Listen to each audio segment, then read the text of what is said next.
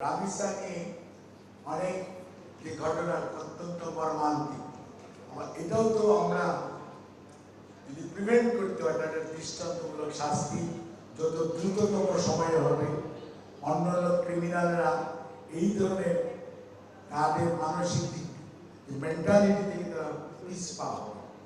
আলহামদুলিল্লাহ রাবিসার চার্জশিট জমা হয়েছে, ট্রায়াল হয়েছে এবং হয়তো দেখা যাবে আগামীকালকে শুনতেছি পত্রপত্রিকা বলছে রায়ও হয়ে যাবে। This is a very amazing. 3 weeks time এটা যদি হয় তাহলে মানুষ থেকেই চায় এবং এটাও কিন্তু আমাদের মিডিয়াতে ব্যাপকভাবে প্রচারিত হওয়া উচিত। স্টুডেন্ট যে মনে মনে খারাপ কাজ করার চিন্তা করছে সে যাতে পিছিয়ে যায়, কারণ সে যাতে বুঝে এরকম করলে এরকম হতে পারে, এরকম কোনো কঠিন সাজা আমারও হয়ে যেতে পারে। কাজে এই জন্যই প্রত্যেকটা নিউজের একটা ফলো আপ থাকা উচিত।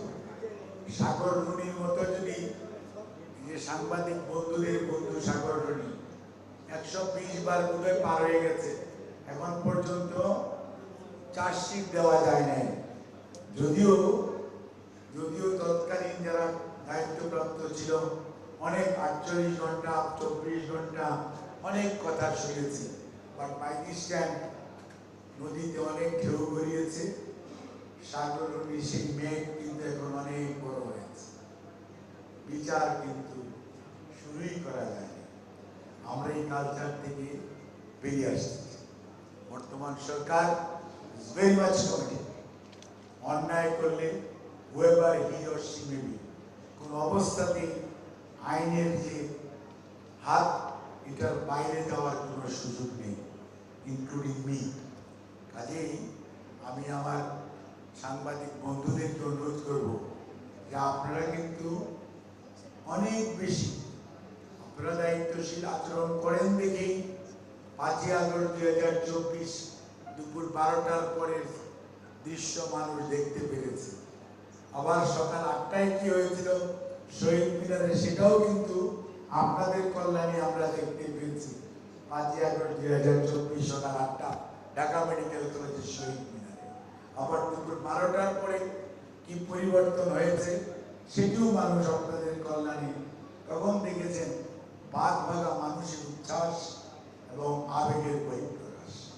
কাজেই আপনারা পারবেন।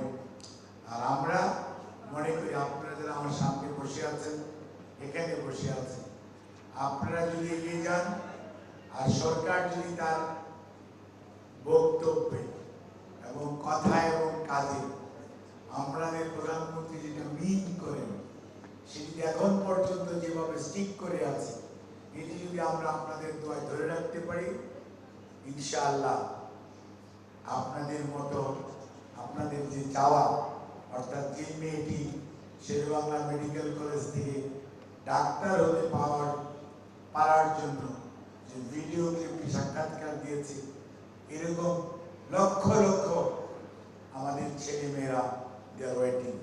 কাজে তাদের পাশে দাঁড়ানো